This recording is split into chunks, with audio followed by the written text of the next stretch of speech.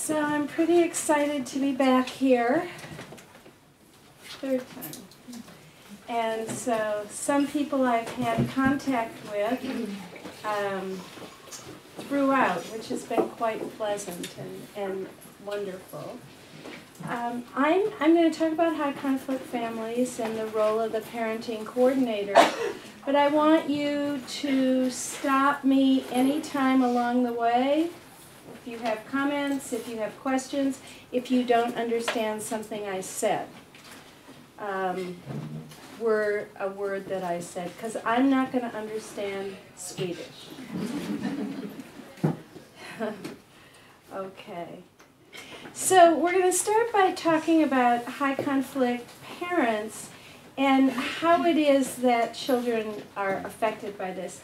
And Marianne, did you tell them that you will be sending the slides for them? No, but I will. Okay. She'll tell you that. When we're talking about high conflict parents, we're talking about parents who are in and out of court. They can't settle things themselves.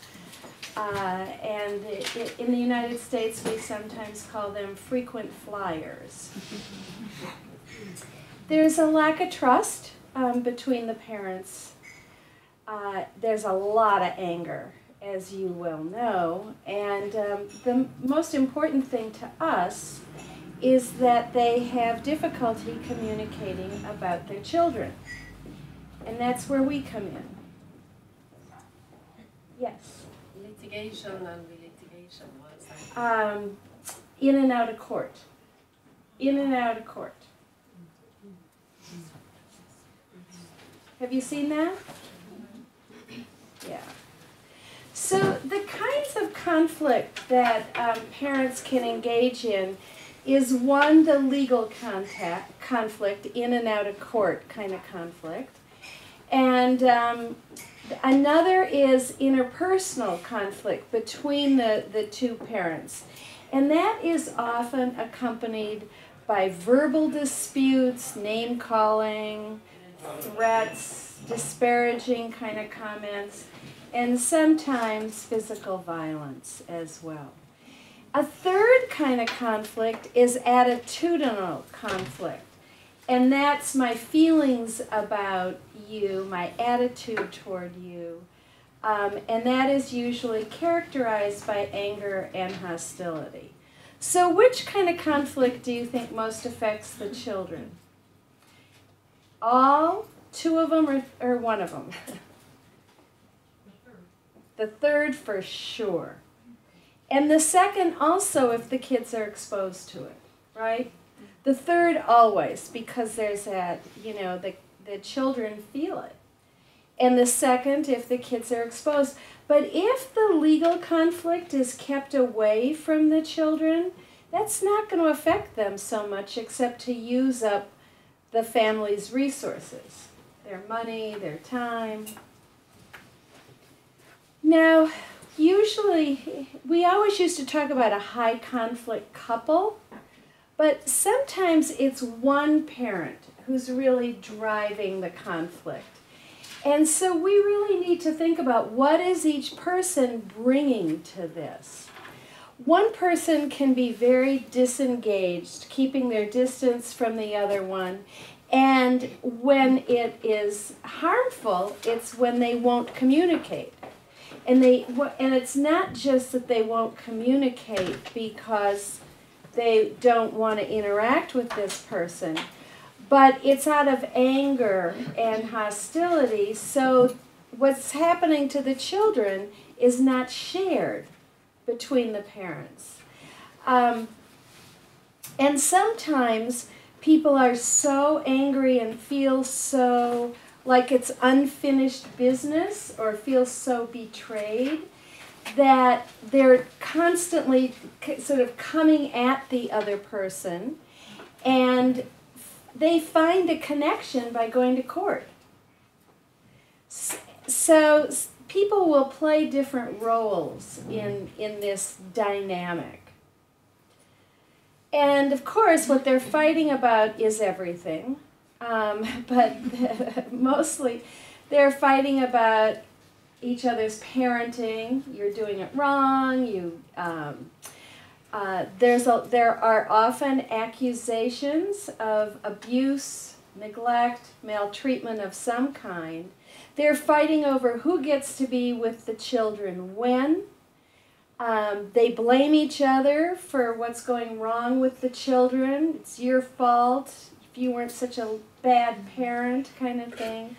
And then they also are sometimes accusing each other of turning the children against the other parent. How many of you have seen that?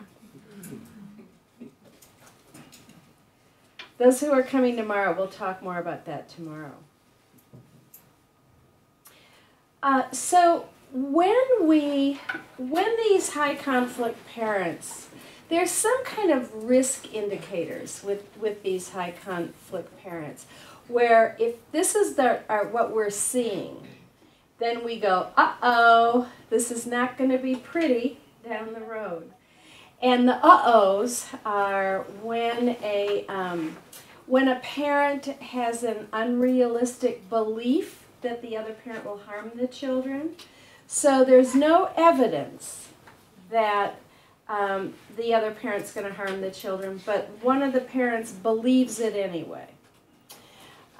When one of the parents describes the other parent in this negative, unrealistic kind of way, that's a high-risk indicator.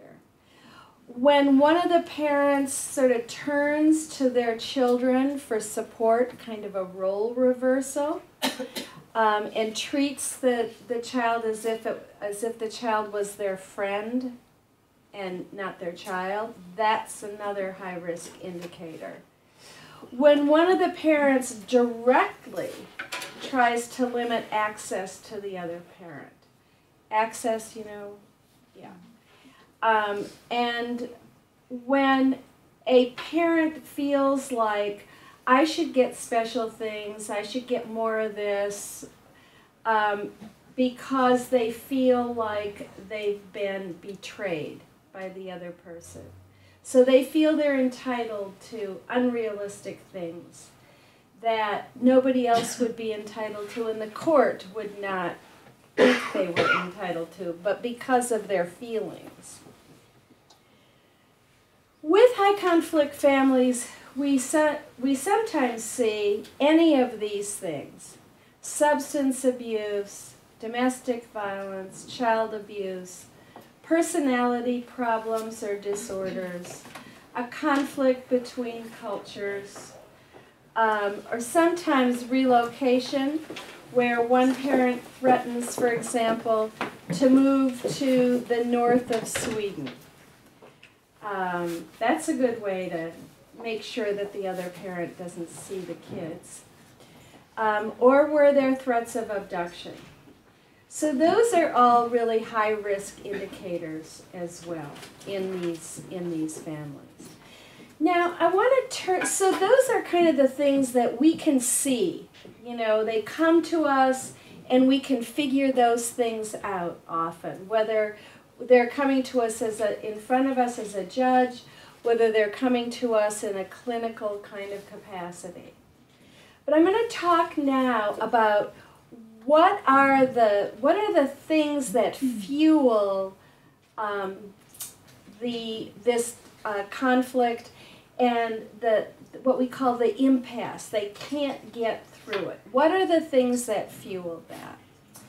And in, I think it was 1993, Janet Johnson and Linda Campbell wrote a book called Impasses to Divorce.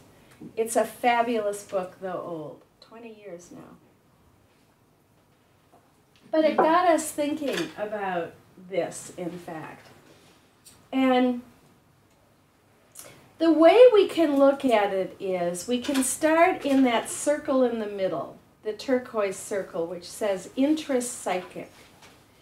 And what we're talking about with intrapsychic is the within the one of the people, within them, what is it about that person's sort of psychological makeup that it maintains the conflict.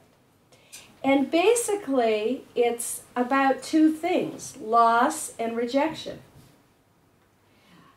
So, you know, anytime people get divorced, there's a grieving process for the relationship that should have been, could have been, and now isn't. But it's often most intense if one person was left. So if the two people didn't together decide they wanted to separate or divorce, and one feels left, it's harder for that person generally. But people just by nature have different vulnerabilities to loss and rejection. And some people respond to the end of a relationship with feelings of panic. Feelings that, because they're linked to traumatic losses in their childhood. So that early loss triggers a feeling of panic and fear at this later loss. And often those are parents who desperately cling to their children. And they feel like they can't survive on their own. And they may desperately cling to their children so much that they physically try to either keep the other parent away from the children, or they do that role reversal thing where the children are taking care of them.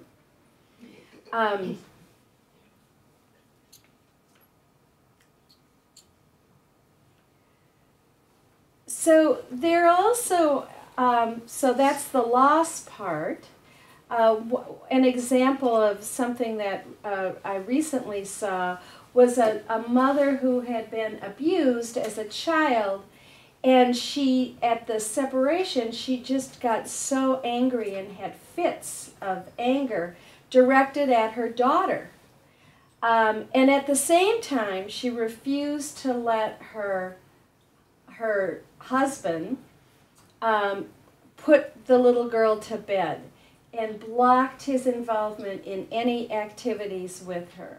So she had these serious psychological difficulties that were affecting both her daughter and the parenting by the father. So then the second component, as I said, is rejection. And sometimes people have real feelings of shame that come with that feeling of rejection. And it's a kind of narcissistic vulnerability. And when people feel rejected, they feel often their self-esteem is injured. And sometimes at the mildest form, it's a kind of feeling of inadequacy, you know, because the marriage failed or that they were left by their partner. But that person can get reassured pretty easily. But then the next level is a level where the person feels really kind of self-righteous, feels entitled to things. They refuse to accept responsibility for any problems, and they tend to blame others for that. And it's very hard for that person to see that the other parent has any good qualities. It's just kind of all bad. Then the second circle is the interactional circle, this one here. Oh, I didn't find my clicker.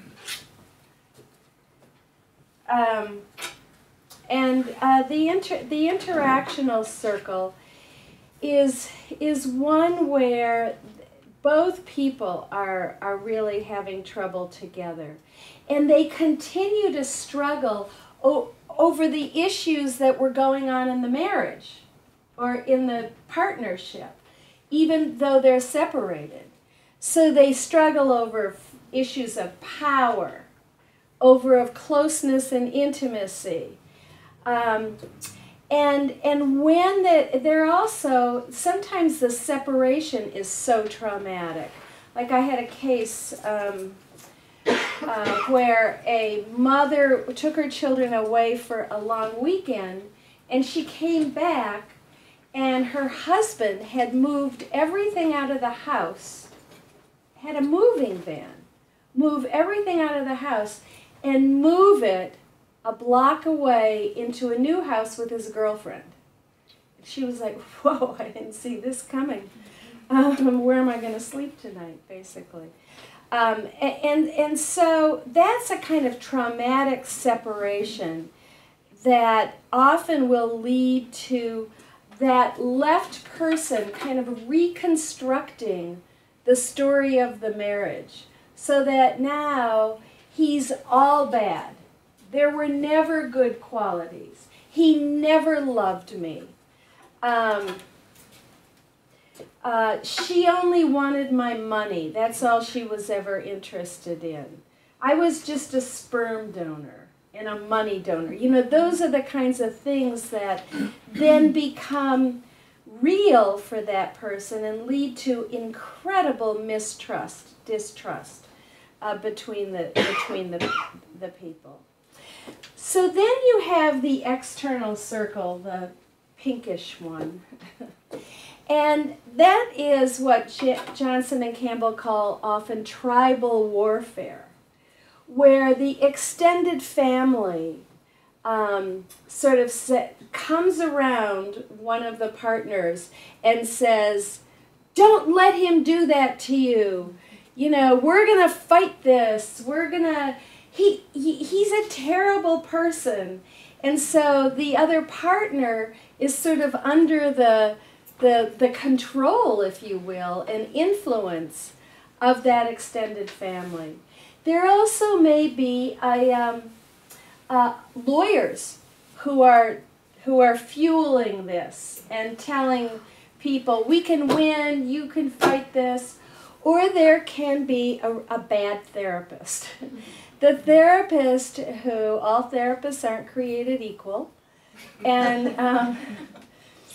there can be a therapist who, for example, will say, having never met the other person, well, clearly he suffers from a narcissistic personality disorder, and you can't let him be with the children. Think of what he'll do to them. Or, obviously, she's a borderline, you know, having never seen the other person. So that fuels, from the external circle, that fuels this conflict that's going on. Now, another way,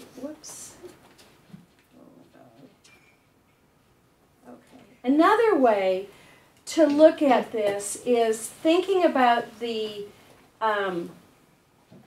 intrapsychic part. These are people who have personality problems often. There's a much higher rate of personality disorders in the high conflict population. They tend to focus on their own needs. They have real difficulty taking another person's point of view.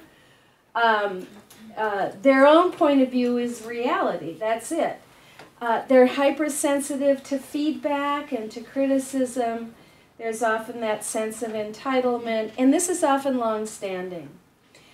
And what happens is these people may function fine in other life areas, but once they're stressed in this area, it exacerbates those existing characteristics, and their coping mechanisms are really challenged. So the most common personality disorders in this group are what you all know are the cluster B personality disorders. They're the histrionic, the narcissistic, the borderline, and even antisocial personality disorders. And the cluster B disorders tend to engage conflict. So no surprise. Then another way to think about it is just the issue about having separation issues. I don't like to leave my kids when they were little. I didn't want to leave my kids.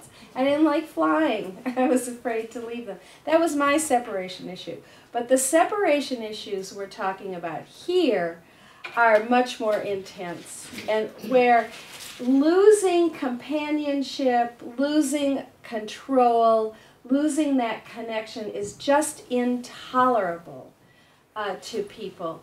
But the conflict will provide connection. So I'm going to just keep engaging because at least I'm connected. And these are people, as you know, who are often blaming the other person for everything. But really what that is it's underlying that blame is really a feeling of dependence and anxiety. Then we have thinking errors, and these people, because they're emotionally aroused, because their coping mechanisms are not so good at this point, tend to see things inaccurately, have inaccurate perceptions. They tend to distort information. They tend to misinterpret information. Their reasoning is not really logical. So basically, their reality testing is off. They make errors of perception, misattribution, and misinterpretation. Do you all understand? Okay, good. So then the fourth category is the negative narrative. And here's where that story of the marriage, the separation, the divorce is all negative. It was, remember what I was talking about before. It is, he never loved me, she only wanted my money, it was a terrible marriage always, that kind of thing. And it is characterized by that sense of humiliation and betrayal and victimization and injustice. It's just not fair. And what the court's allowing is just not fair. And that story doesn't change. It is fixed and it's passed down to the children. Because remember, I would never lie to my children. My children should always know the truth. My truth. And the other parent is characterized as being really dangerous, harmful, irresponsible, all of those kinds of things. And then you've got that tribal warfare, or you've got other people who continue the story, including the girlfriends, the boyfriends, the step-parents. Now, what happens is these high-conflict clients tend to blame the target. And the target is the closest relationship. And they blame that person for bad behavior, and because they're distorting things, they tell everybody about it. And they're looking for allies. They're looking for people to support it. And they're using emotional facts. My feelings become facts. Right? Okay. Now, there are two critical variables that affect children's adjustment. One is conflict. And you can see from all of the kind of what we were just talking about in terms of the personality things, the intrapsychic, the interactional, the external circle. Those are all things that generate a lot of conflict between parents. The other critical variable that affects kids is parenting. Now, after divorce or separation, people's parenting is usually compromised in some way. Everybody is, because you're kind of you're focused on now what? How am I going to reconstitute myself? How am I going to figure out who I am now as a single parent? And we also know that compared to married parents, divorced parents are more prone to substance abuse and depression, and psychosomatic complaints as well, just not feeling well very. And the parent may look to the child for companionship and support, and then the child may feel it's their duty to do that. And in addition, conflict between parents is associated with poor parenting. So when you think about children who are exposed to conflict, you're thinking about, first of all, what kind of conflict is it? If it's the legal conflict, we've already said, that's not so bad. But if it's the conflict between people, that's the parents, that's really bad, most destructive for them. And it's most destructive when the parents use the kids to carry messages back and forth, messages like, tell your father I didn't get the child support check, right? Where they're asked to keep secrets, make sure you don't tell mommy that Sonia was here, right? The children feel like they have to hide their feelings. They compartmentalize themselves. When I'm at mommy's house, whether it's mommy, mommy, daddy, or daddy, daddy. When I'm at one parent's house, I have to just pretend that I don't miss my other parent. I have to pretend that everything is fine. I have to pretend this is the only significant life I have in this compartment with one parent. It's most destructive when they're asked intrusive questions about the other parent. Did you see her when you were at mommy's house, did you see her no good boyfriend there? You know, that kind of thing, where they demean the other parent, and of course when they're exposed to verbal and physical aggression between their parents. Now, what's the impact? The impact of high conflict on children. And this comes from a wonderful book called In the Name of the Child. And the first edition was 97, Jan Johnston again, and Vivian Roseby. And the second edition came out in 2009, the third author being Kathy Keenly, and that added a chapter about sexual abuse. But the first edition of In the Name of the Child is really, if you have that book, you don't really need the second one. For one thing, remember, the parents are often seeing things in a distorted way. They're making those errors of misperception. So guess what? The kids are doing the same thing. And the kids are making errors. They can't evaluate situations because one parent's telling them one thing, another parent's telling them another thing. They no longer know how to figure out what's real and what's not real. They tend to be very mistrustful, to be hypervigilant. They're waiting for the next thing to happen. They're waiting for the next explosion. They tend to fear abandonment. They tend to be other-focused because there's this role reversal. They're taking care of the parent. They tend to over-rely on themselves to solve problems. Because when the two people who you trust the most in the world, your two parents, are telling you such different things and have such different realities, you end up just relying on yourself to figure it out. Well, when a 9-year-old relies on themselves to problem solve, to figure it out, it's not always as effective, given the brain development of a 9-year-old, as if an adult is doing so. they tend to just try to avoid complexity and make things as simple as possible. Life is just too complicated with what's going on for them.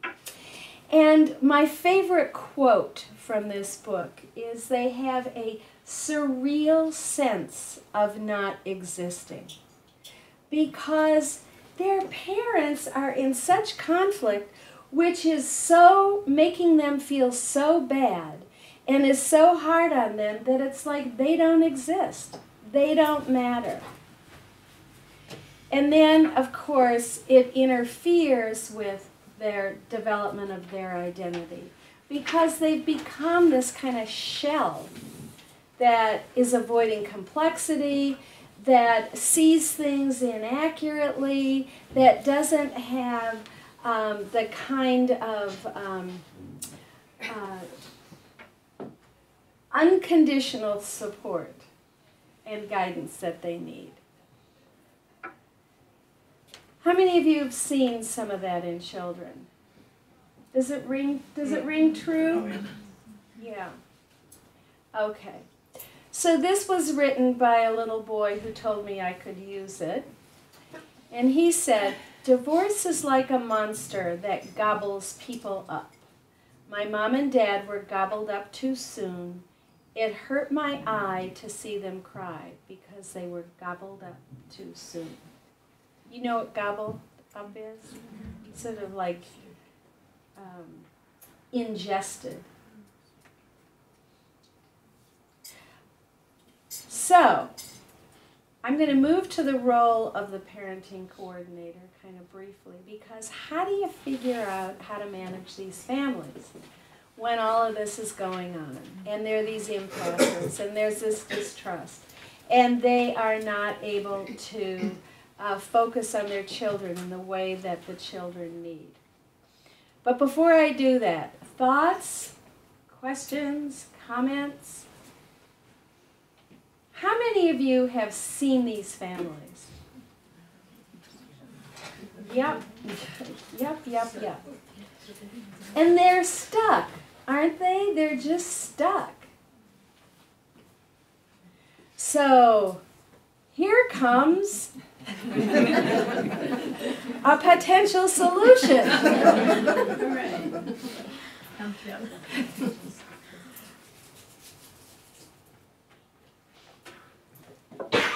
All right.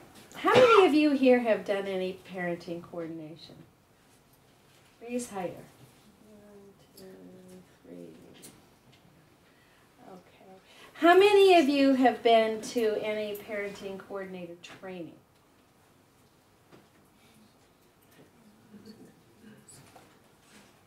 Okay. So this is brief.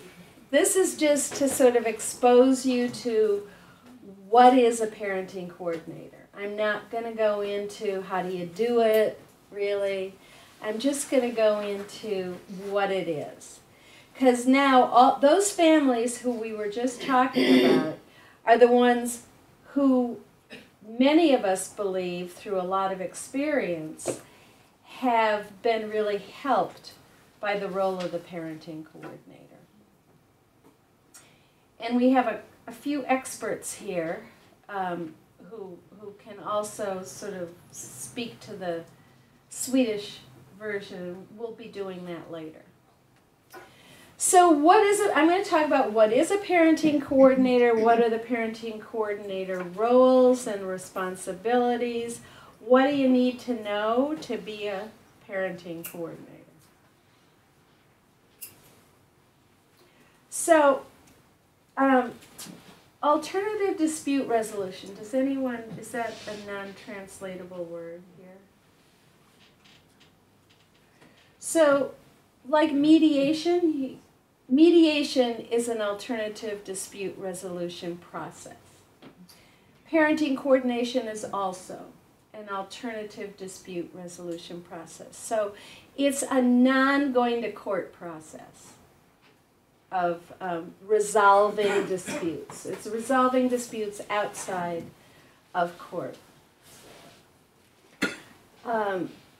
So it is an alternative dispute resolution process for these high conflict parents we've been talking about who have a history of being unable to communicate about their children or to solve the problems about their children. And it combines a number of functions. So it combines functions of sort of figuring out what is this dispute about, thinking back to Johnson and Campbell's wheels, right?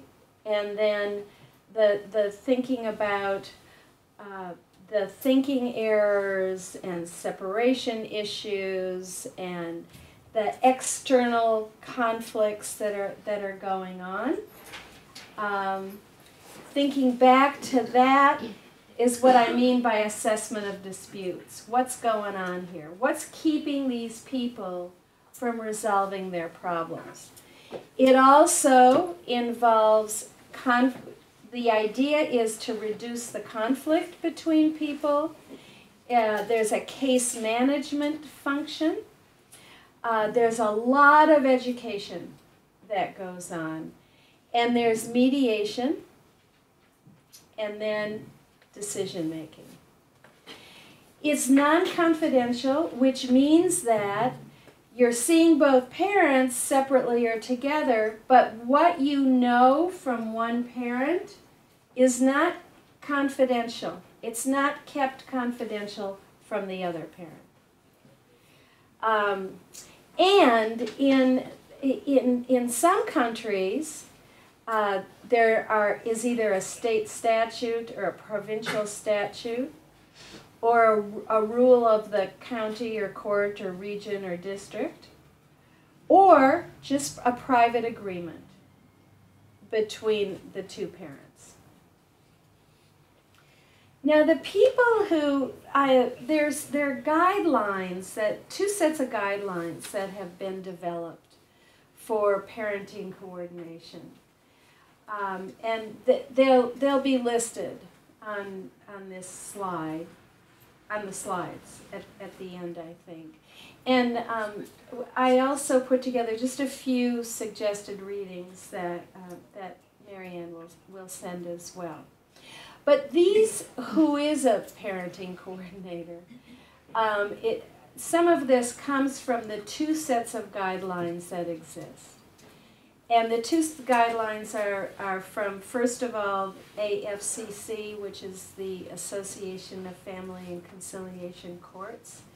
And you can go on that website, afccnet.org, and for free, you can go to the part that says Resources menu item at the top. And then under that, there's a section, there are resources for professionals. But there also is an item called Guidelines and Standards, I believe. And you can get all the guidelines that exist there. And this would be one set of guidelines. And the other set of guidelines is through the American Psychological Association. You could Google those as well if you wanted. So generally a parenting coordinator is either a mental health or a family law professional with a lot of experience in divorce, in high conflict, in contested custody issues. You have contested custody here? Not so much. There's kind of that presumption here of a week. What? Yes? No? Yes. Yes, okay. And who have knowledge of child development, who know about parenting plans. How would we say that? Well, nowadays we'd say föräldraplan, but I don't think everyone in the room knows what that is. Are you going to talk about that? Yeah, I will. All right, good. Okay. And who've had experience with mediation or negotiation. And then you serve for a specified period of time, a year, 2 years, is generally it, although I've been involved with some families, the whole minority of the children, but I don't really see them much. I might see them once a year. So the point of it is to, and you'll talk more about the implementation of a parenting plan and monitoring compliance with the plan, to resolve all the child-related disputes that the parents have, but to do it in a timely way, in a way that's focused on the child and not just on someone's wishes. The whole point, the main point of parenting coordination is to reduce conflict so that you're out of a job. You want to be out of a job. Not a whole job, just a job with the family. And your intent is to get parents focused on their children's needs, not just their needs. And to improve the communication that goes on between the parents and their problem-solving skills. To provide them with education about what the developmental and psychological needs of their child are, and to kind of stabilize this family so that they can go off with a structure to solve their own problems and that are focused on their children's needs, and to stay out of court. So basically, this is really what a parenting coordinator is.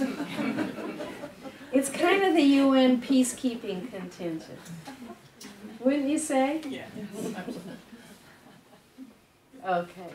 So the people it's appropriate for are all those high conflict families who we were talking about, who tend to use their children as a way to express their disputes and to put their children in the middle. And they're the ones who often have personality problems, or they don't have very good interpersonal relationships in general. Now, it's a hybrid role. It is not, do you know what I mean by hybrid? Okay. So it integrates all these functions. You're always looking at what's this dispute about, what is the, you're educating the parents about the short and the long-term needs of children, about how to reduce conflict between them, about the impact of the way they're speaking to the other person. Are you really getting what you want here? That kind of thing. There's a lot of case management and coordination because you're really needing to talk to other people, because parents' disputes are sometimes things like you have a child with asthma and they are going to two different doctors who are giving them different information because they don't trust each other enough to say your choice of a doctor was okay. So this kid is being treated differently at each home under different doctor's orders. Or you may have a child with attention deficit disorder, and one parent's giving the child medication and the other's not. So you end up needing to talk to the physicians, to the psychiatrists, to sort of figure out how we're going to go with one program here. Same with talking with teachers. One parent says the child has special needs. The other parent says, no, the child doesn't have special needs. So you need to coordinate all of that and get them on one track. There's a lot of communication oversight that has to be done, and building structures and training them on how to communicate with each other. There's certainly conflict and dispute management that goes on, and then the thing that separates this role from almost anything else is decision making. If they can't resolve their disputes through mediation, The parenting coordinator makes a decision. They agree not to go back to court to get it resolved initially, that the parenting coordinator will make that decision. So because it's a hybrid role, you need hybrid knowledge and skills. So you need psychological knowledge, you need whatever legal knowledge is applicable to this, and you need mediation skills. And if there's special issues in the case, like substance abuse or alienation, you need some skill and knowledge about that special issue as well. So under the two sets of guidelines, and it may end up being different here, I don't know, there are requirements and qualifications to take on this role. First of all, you have to be a licensed mental health. Do you have license? Yeah. No? No. Oh, okay. How would I say that then? Well, we understand the idea. Okay, good. A licensed mental health or legal professional in areas relating to families. You need a lot of experience with high conflict families. You need mediation training, and you need training in the parenting coordination process. The basic training is a 2-day training. And you need training in domestic violence. And you need to have a peer consultation group. It is way too hard to do this work without having some peers to consult with. So in terms of the knowledge base, the things you have to know about, you need to know about the current research on separation and divorce and child adjustment. And you need, of course, again, child development. You need to know about personality disorders and mental illness, conflict resolution skills, and basically how to draft decisions, how to make decisions and write them up.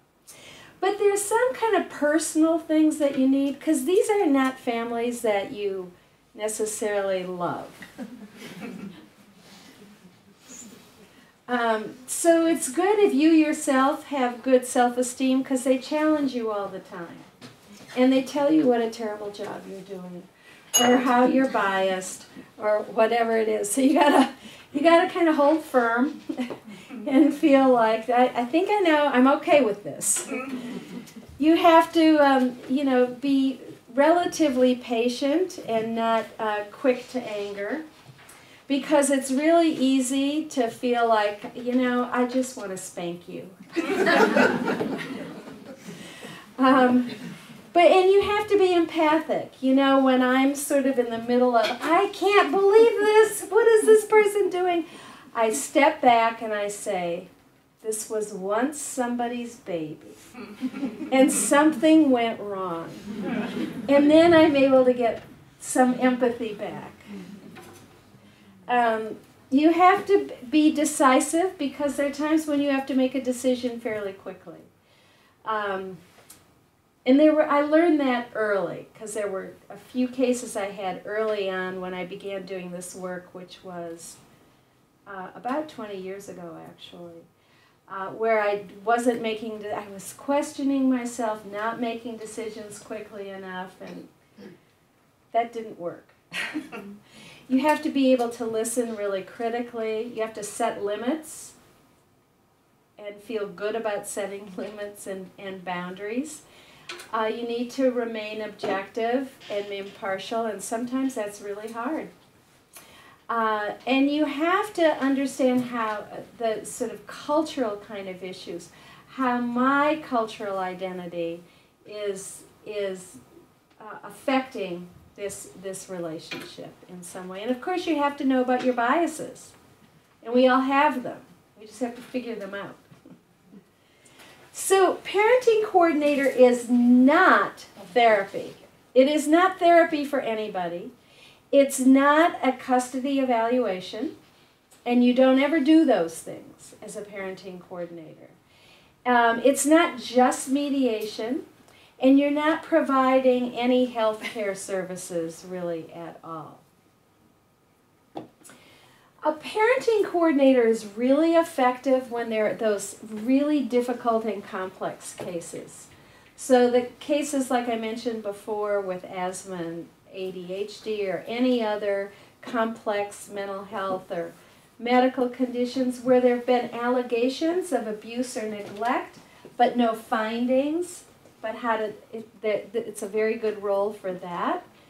Where there are lots of the village of people involved in the case, multiple therapists, physicians, etc. So that needs a lot of coordination. Where kids are really symptomatic, showing some symptoms of real stress and distress. And when there's an issue of a parent being mentally ill but not compliant with treatment, because access decisions are often going to be based on compliance with treatment, including substance abuse. Where they're really young children or children who are resisting contact with a parent. Sometimes there's a recommendation from a judge or a custody evaluator or a lawyer for a parenting coordinator. Forget that last part. So one of the things that the parenting coordinator does is define their role throughout the process. Because it is a hybrid role, people will pull on you to do things that aren't part of the role. They'll pull on you to be their therapist, or they'll pull on you for legal advice, or they'll just pull on you to align with them, to be their buddy. And you also want to define early on who's part of this team. There's me, the parenting coordinator. Then, are your attorneys involved if they have attorneys?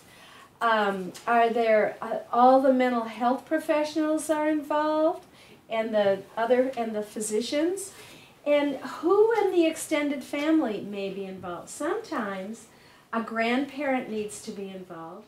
Sometimes a step-parent needs to be involved. But there has to be agreement between them about that. So what happens is in those initial appointments that come to you, there is, first of all, what I do is I see the parents first separately, because I want to make sure, I want to screen in that session for substance abuse issues, for issues of untreated mental illness, for power and control issues.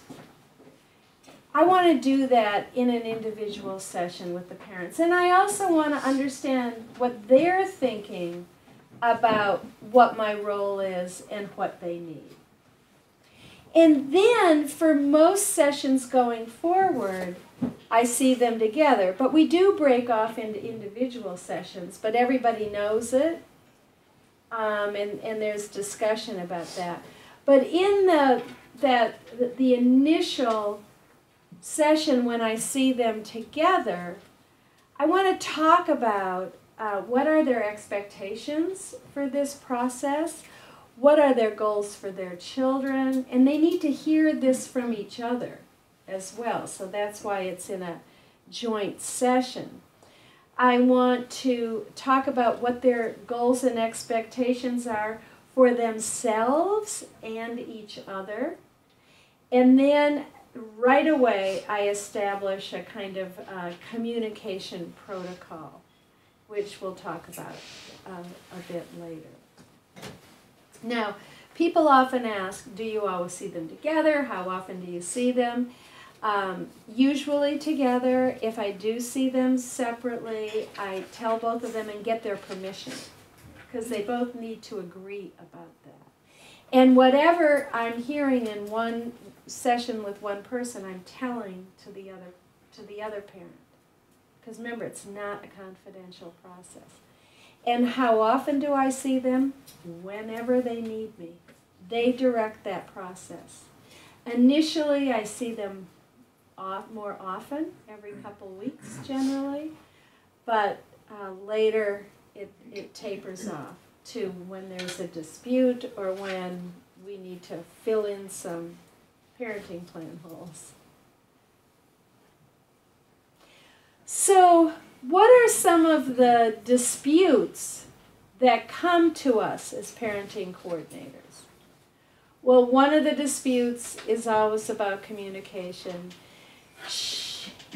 He sends 40 emails a day. I can't answer them.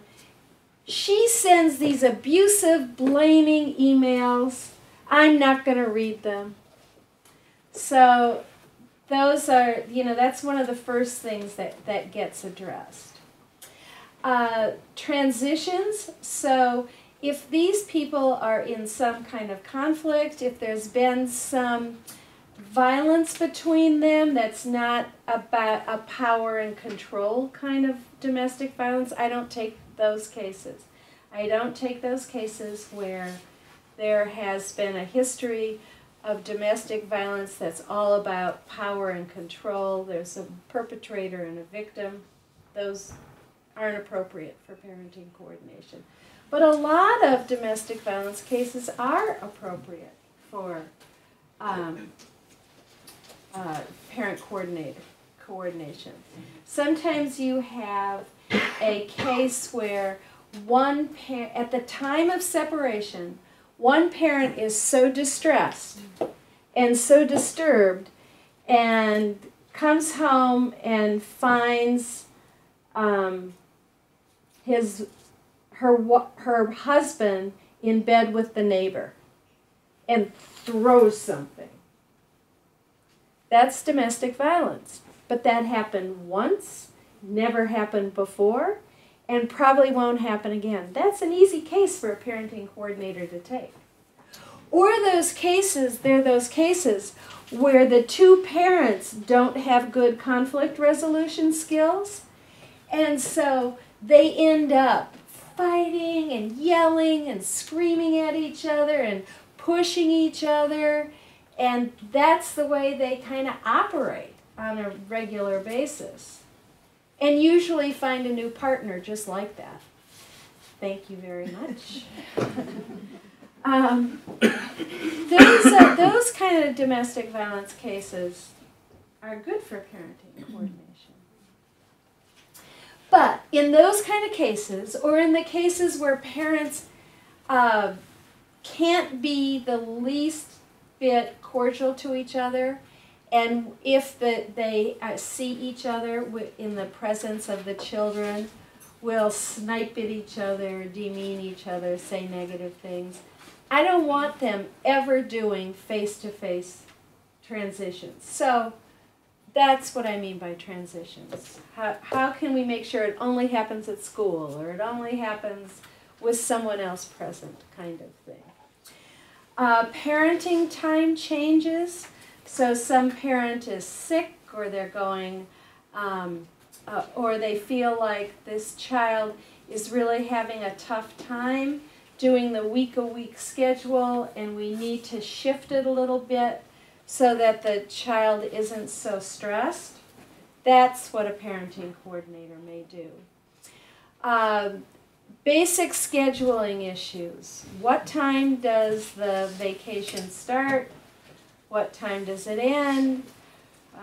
What happens on holidays? What happens on birthdays? Sometimes day-to-day decisions, which may include extracurricular activities. So, for example, you often do a week-a-week schedule. Well, so one parent may be bringing the child to violin lessons, and the other parent refuses to do it on their week. So they go alternate weeks. So a parenting coordinator helps them organize that, always with the child's needs in mind, not about the parent's convictions necessarily, or their wishes or beliefs.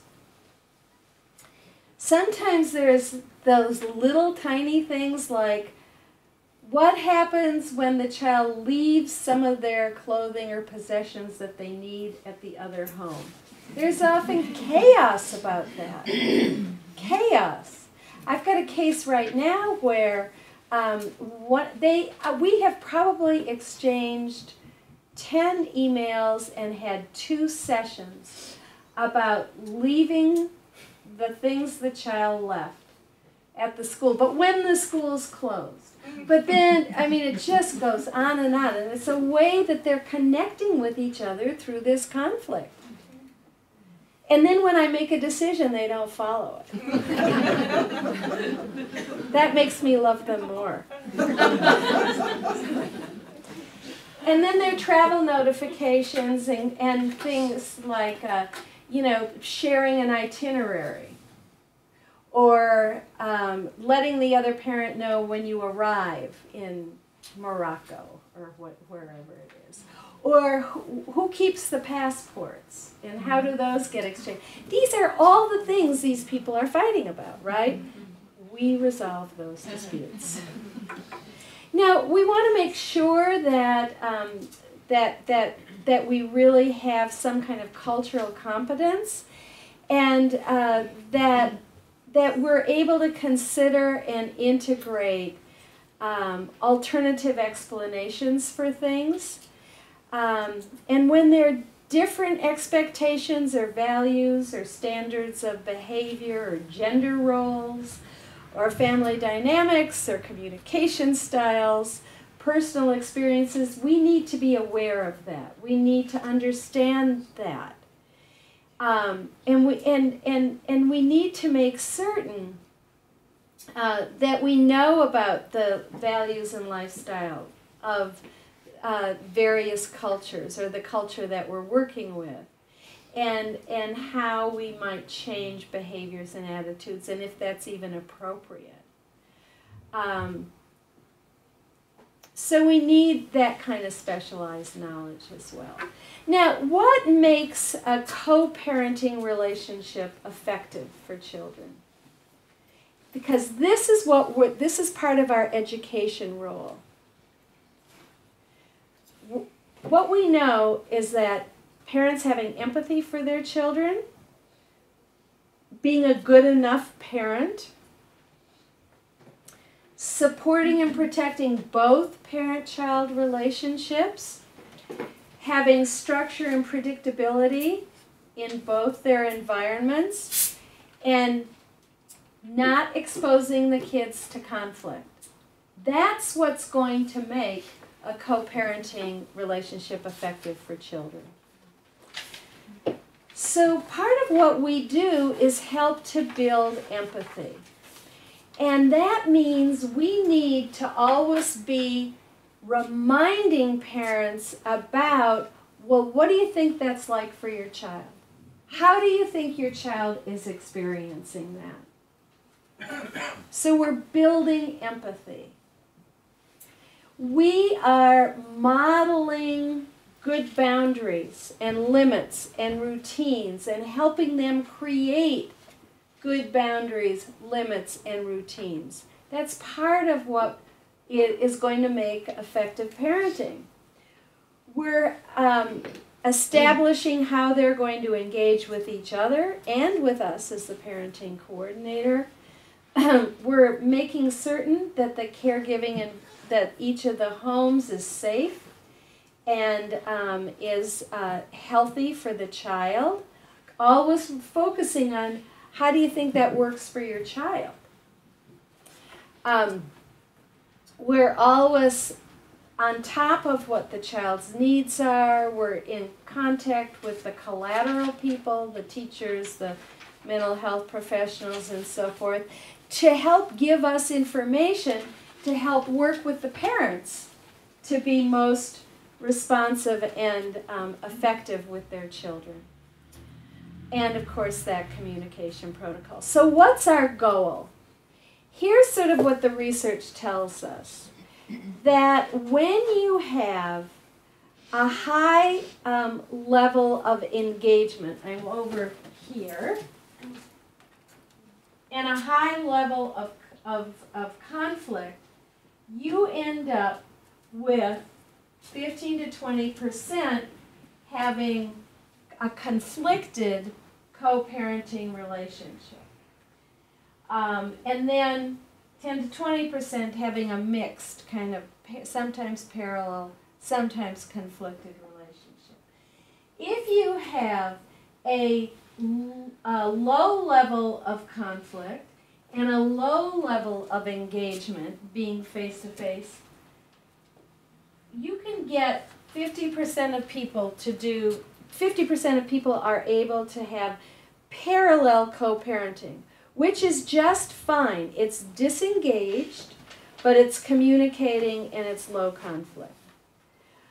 We don't see the people who have a low level of engagement and a high, of conflict and a high level of engagement. Those are the people who are doing cooperative co-parenting.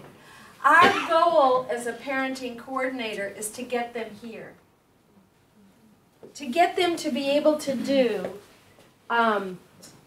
be low conflict, low engagement, and to be able to parallel parent. That's our goal. So we do that by creating structures that allow for disengagement. But disengagement doesn't mean not communication. Disengagement means I'm not in your face and in your life and fighting with you. That's what it means. So we, as a parenting coordinator, it becomes like a, not a triangle. What's the word I'm looking for? This, but not a triangle. But a triangle. So we're like that functional link between the parents. We're this person, and here's dad, and here's mom, or parent one and parent two. And we're coordinating how they exchange information and make decisions. Keeping our focus on what's child-related and current. We don't care who did what 8 years ago. That's not part of what we care about. We care about now, yes. Do you meet with the child too? I do about at least 50% of the time, not always. And tomorrow, we'll talk about, if you're here tomorrow, about talking with children in this context. And so again, we're modeling. Let me go back to this for a moment. When there is non-productive communication, like, the people who exchange 5 million emails, or the person who doesn't respond, we create structures around that. All emails must be written in this way, must have one subject line,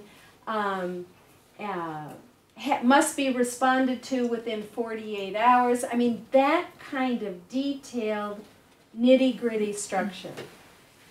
And if they don't comply with that, then you say something like, all right, all emails have to be sent to me first.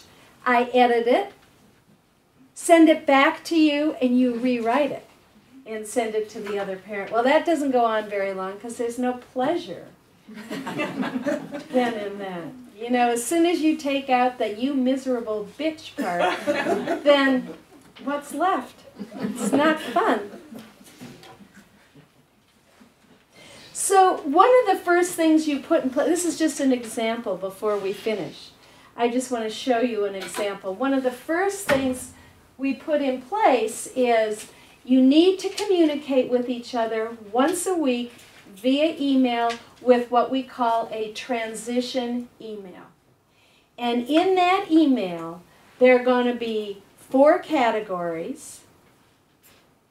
Even though there's 6 here, it's because of age. There are going to be 4 categories, and you're just going to write the category and then bullet, bullet, bullet, anything to report. So for example, school, nothing to report. Or school, working on this long-term project has done, working on a diorama, has done this much, it's due Tuesday. Or you'll say, a teacher called because John is being bullied by another child in the class. Something like that. And then health, nothing to report. Or health, I'm sending the amoxicillin, has strep throat. Something like that, right? Friends and activities, because that helps the child feel like they're in a more seamless kind of world. They're not in these separate compartments, so that the other parent can say, oh, I heard you went rock climbing Saturday, or something like that. And then any behavioral kind of changes or emotional issues. Now, when you have under 3-year-olds, you're going to take away the school, although it may be daycare instead. You might take but you're going to add eating, sleeping, and toileting issues. And you're going to add any developmental changes, climbing the stairs or whatever it might be. And that's often the first time these people have communicated about their children. And they are required to do it weekly. Every weekly transition, that the parent who's sending the child to the other parent sends that email. So that's just an example of how we put structure around what they do, how we get them to communicate in a disengaged kind of way. No emotion allowed. No name calling allowed. So this says, you can barely see this. Agreed, we'll reduce our arsenal of insults, jibes, and grievances by 1/3, but will be permitted to stockpile them for use should the need arise. That's success. And what we want to do in this process is we must really be humble. Because sometimes that saving those grievances and insults for later use is as good as it gets, but it sure is better than it was. Okay, so before we break, are there any questions, thoughts, comments? Yes? I was just wondering, you said something that you learned to make limits. Yes. Decision. Do you want to give, you gave some examples, but do you want to tell something personal, how it works? How setting limits? Yeah. Well, sometimes I'm going to give you 2 examples. So sometimes, even though I say to them, you must copy all emails to the other parent. All emails you send to me must be copied to the other parent.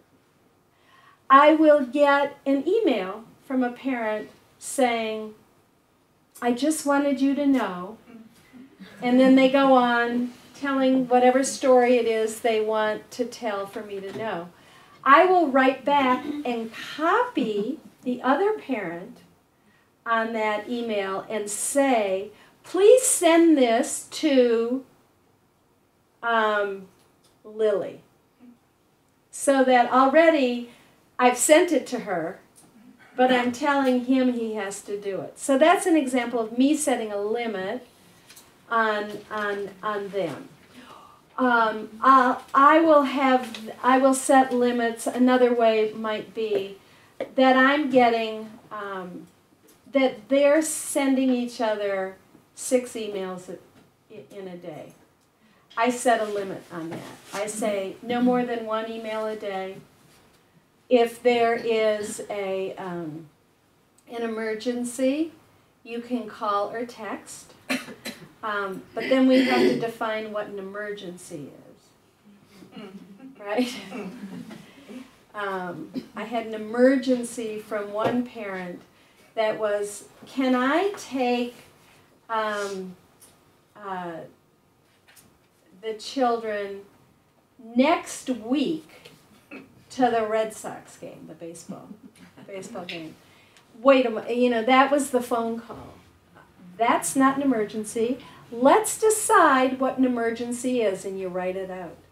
What an emergency, what constitutes. So those are examples of setting limits.